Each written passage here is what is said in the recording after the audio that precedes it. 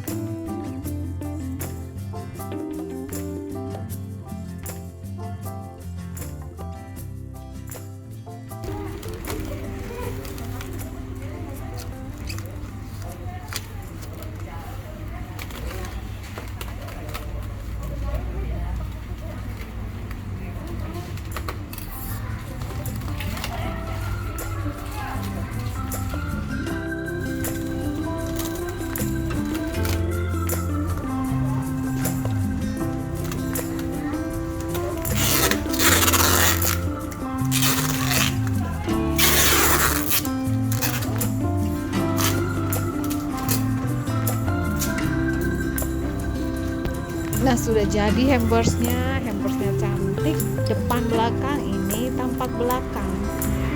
Siap untuk dihantarkan kepada teman, kolega, atau siapapun yang ingin Anda berikan. Terima kasih sudah mampir di Ananta Fiore Channel. Sampai jumpa di video berikutnya. Jangan lupa like, komen, dan share.